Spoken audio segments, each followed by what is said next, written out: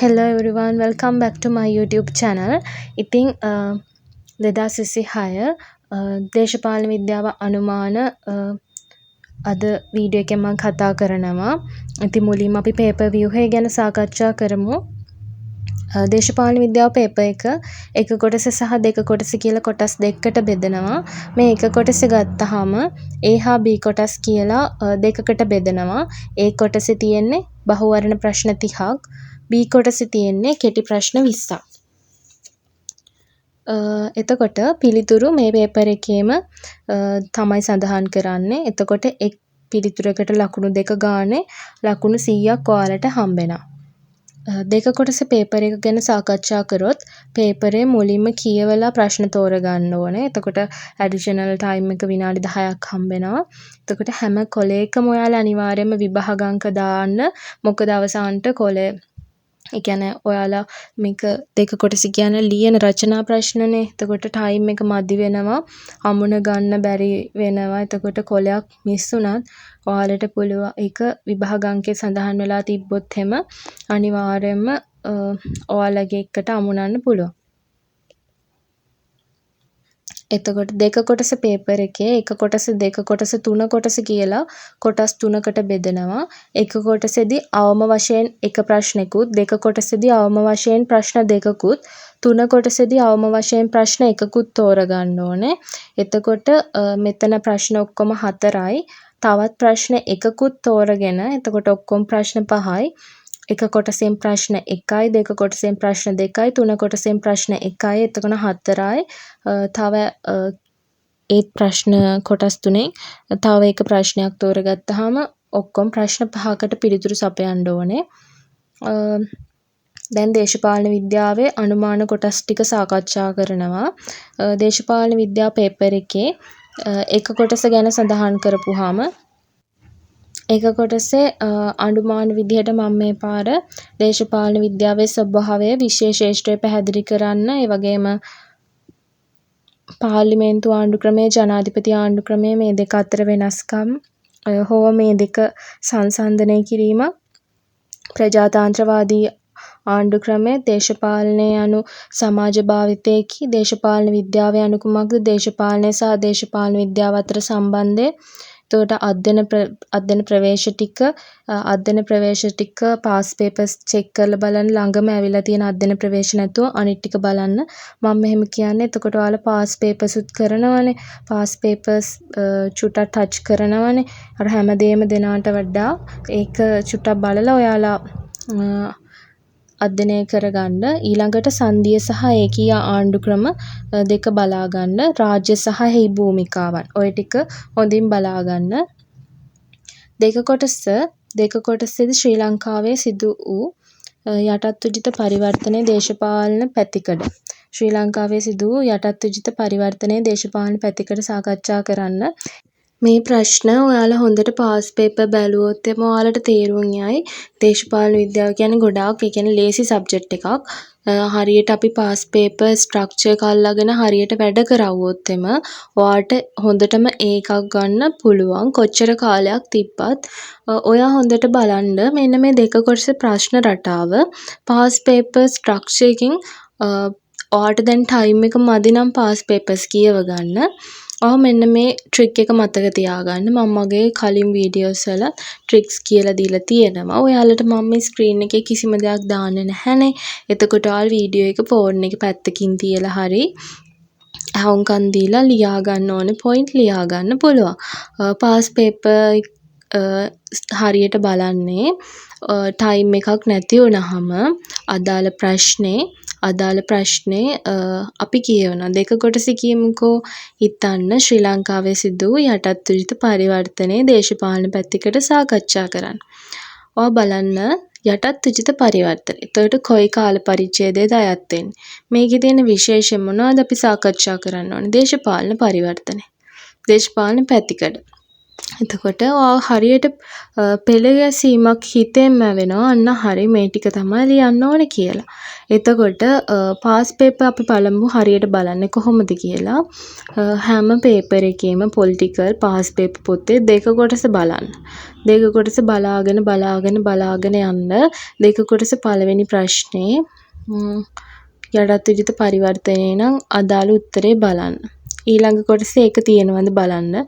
ඊළඟ කොටසෙත් ඒ වගේ ප්‍රශ්නයක් යටත් විජිත පරිවර්තනය ගැන තිබුණොත් එම මොනවා හරි පරිවර්තනයක් දේශපාලනම නෙවෙයි මොනවා හරි වෙනස් දෙයක් ගැන විශේෂත්වයන් ඒව ගැන තිබ්බොත් එම ඒකේ උත්තරෙත් බලන්න උත්තර පත්‍රයෙන් බලලා ඔළුවට අයිඩියා එක දාගන්න. ඊළඟ පේපරෙත් ගන්න. දෙක කොටසේ මොනවද ඇවිල්ලා තියෙන්නේ? මේ කොටසෙන් ප්‍රශ්න ඇවිල්ලා තියෙනවද? උත්තර පත්‍රයෙන් ඒ අදාළ උත්තරේ බලන්න. එහෙම. එතකොට දැන් හිතන්න සංශෝධන තියෙනවා කියලා. සංශෝධන බලාගෙන යන්න දෙක කොටස් වලින් මොන ඒවාද ඇවිල්ලා තියෙන්නේ. උත්තර පත්‍රයෙන් බලාගෙන යන්න මේ ප්‍රශ්නේ කියවන්න හොඳට. කියවලා ඔයාට පාස් පේපර් උත්තර පත්‍රයේ තියෙන පිළිතුර හොඳට තේරෙන්නේ නැත්නම් ඔයාට අදාළ නෝට් එකක් තියෙනවානේ ක්ලාස් එකේ හරි එහෙම නැත්නම් ඔයා තනියම හදාගත් එකක් හරි එහෙම නැත්නම් මේ ස්කූල් එකේ නෝට් එක හරි වෙන්න පුළුවන්. ඉතින් ඒ නෝට් එකක් හොඳට කියව ගන්න. එහෙම තමයි හරියට පාඩම් කරන්නේ පාස් පේපර්ස්. එතකොට මම ඔයාලට අවසානට දීපු අනුමානය තමයි ශ්‍රී ලංකාවේ සිදු යටත් විජිත පරිවර්තනයේ දේශපාලන පැතිකඩ සාකච්ඡා කරන්න. ඊළඟට 1972 ජනරජ ව්‍යවස්ථාදායකයා හා විධායකයා අතර සම්බන්ධතාවය සාකච්ඡා කරන්න. සංශෝධන වලින් 18, 17, 19 ඔය තුන බලා ගන්න. ඊළඟට අපි තුන කොටසට යමු. තුන කොටස සාමාන්‍යයෙන් ඕනෑම දෙකක් පිළිබඳ කෙටි සටහන් ලියන්න කියන හැම ප්‍රශ්නයක් එනවානේ. ඒවා වලට බලා ගන්න මතවාද ටික, ගැටුම් කළමනාකරණය, සිවිල් සමාජය, එතකොට ආණ්ඩු වෙනත් ප්‍රශ්න වලට ආණ්ඩු ක්‍රම මාදිලි පාඩමයි ප්‍රතිපත්ති ඔය ටික බලා ගන්න තුන කොටස අදාළව. මේ මගේ අනුමාන. සාමාන්‍යයෙන් මම මේ අනුමාන ටිකක් අර ක්‍රියේටිව්ව හිතලා තමයි හදන්නේ. ඒ නිසා මේවා හරියටම 100%ක් නිවැරදි වෙන්නේ නැහැ. ඔයාගේ බහුවරණ කොටස. එහෙම නැත්නම් ඔයාගේ ඔය තියෙන කෙටි පේපර් එක ඒ කොටස් දෙක කියන්නේ එක කොටසේ A කොටස B කොටස් දෙකම හදන්න ඔයාට හොඳට පුල් සබ්ජෙක්ට් එක පිළිබඳ ලොකු දැනුමක් තියෙන්න ඕනේ. කිසිම පාඩමක් අතහැරලා ගිහිල්ලා එහෙම බෑ. හැම පාඩම ගැන පොඩි ටච් එකක් හරි තියෙන්න ඕනේ. එතකොට කෙටි ප්‍රශ්න සහ බහුවරණ වලට හරියටම උත්තර ලියන්නේ කොහොමද කියලා මම මගේ කලින් අවුරුදුවල දාලා තියෙනවා වීඩියෝස්. එතකොට ඔයාලට ඒක බලන්න පුළුවන්. මට කෙටි ප්‍රශ්න බහුවරණ සම්බන්ධ හරියටම පිළිතුරු ලියන්නේ කොහොමද කියලා මට පුළුවන් වුණා මම වීඩියෝ එකක් ගෙන අනිවාර්යයෙන්ම. ඒ වගේම ඔයාලට තව මොනවා ගැන හරි වීඩියෝස් ඕනේ නම් මට යටින් කමෙන්ට් එකක් දාලා තියන්න මම බලන්නම්. මේ ටික තමයි අපේ දේශපාලන විද්‍යාව අනුමාන වලට ඇතුළත් වෙන්නේ. එතකොට ඔයාලා හරියටම පේපර් එක ගත්තට පස්සේ පුල් කියවන්න ඕනේ. මුල්ම එක කියවලා අදාළ තැන්වලට දාන්න ඕන දේවල් ටික දාලා විභාග අංකේ අනිවාර්යයෙන්ම ලියන්න පටන් ගත්තින් හරි ලියන්න කලින් හැම පිටුවකටම හරි දාගන්න ඕනේ. ඔයාලට හරියටම ඒ දේවල් කරගන්න ඔයාලට හොඳට ඒ කියන්නේ ඉවසීම තියෙන්න ඕනේ. පේපර් එක ගත්ත ගමන් ස්ටක් වෙන්නේ නැතුව මේ හොඳට කියන්නේ පේපර් එක කියවලා ලියා ගන්න ඕනේ. යම් පේපර් එකකට අනේ අද නම් මම පාඩම් කරලා නැහැ අමාරුයි කියලා කිව්වොත් ඒ පේපරේ ඇත්තටම අමාරු වෙනවා.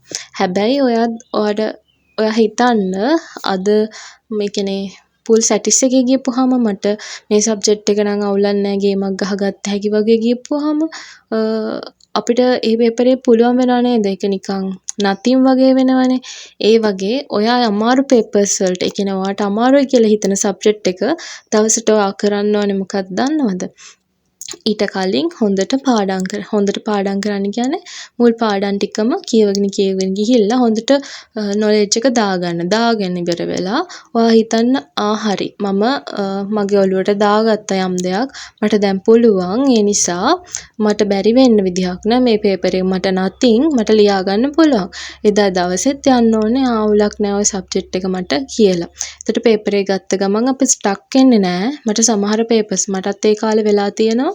මට හොඳට මතකයි O level IT පේපර් එක මට එදා හරියට කරගන්න බැරි වුණා. ඒ කියන්නේ පාඩම් කරලා ගියේ නෑ. මම එදා ස්ටක් වුණා. මම එතනින් තමයි දැනගත්තේ ඔය පේපර් එකකට අපි යන්න ඕනේ හොඳට ඉවසීමෙන් සහ එහෙම නැත්නම් ඒකට කියන්නේ මොකද්ද ඉවසීමෙන් වගේ තමයි යන්න ඕනේ. මට ඒක පුළුවන් කියලා හිතලා තමයි යන්න ඕනේ බැරි දෙයකටත්. සමහර අමාරු වෙයි කියලා හිතලා යනකොට මේ කෙටි ප්‍රශ්න කියවනවා ඒකට අදාළ උත්තරේ එන්නේ නැහැ මොනවද මේ විකාර වගේ කියලා තමයි දැනෙන්නේ. ඉතින් ඒ ෆීලින් එක අපි ගන්න ඕනේ නැහැ. අපි හොඳට අපිට පුළුවන් කියලා එහෙම ගියපුවාම අපිට ඕන දෙයක් කරගන්න පුළුවන් එකපාරින්ම. ඒ නිසා මතක තියාගන්න ඒ දේවල් හොඳට ටයිම් මැනේජ්මන්ට් කරගන්න විශේෂයෙන්ම රචනා ප්‍රශ්න කොටස් වලට ඔයාලට පුළුවන් කියලා හිතාගන්න මේ දවස් ටික ඇති මහන්සි වෙන්න හොඳට මහන්සි වෙලා ඔයාලා දන්නවද A level කියන්නේ අපේ ජීවිතේ වෙනස් කරන කඩයිමක්. මේක දෙපාර තුන් පාර ලියන්න තියාගන්න එපා. මොකද වයස කියන්නේ අපේ අධ්‍යාපන ක්‍රමවේදයට අනුව අපි ටිකක් දීර්ඝකාලීනව ඉගෙන ගන්න ළමයි. එතකොට අපි ඉක්මනින් ඉගෙනගෙන ඉවර කරලා යුනිවර්සිටිත් අවුරුදු 4-5ක් එතනට වැය කරලා ඊට පස්සේ තමයි අපි ජොබ් එකකට ගිහිල්ලා එතන ඉඳලා ස්ටාර්ට් එක ගන්න අපේ ජීවිතේ ගොඩනගා ගන්න.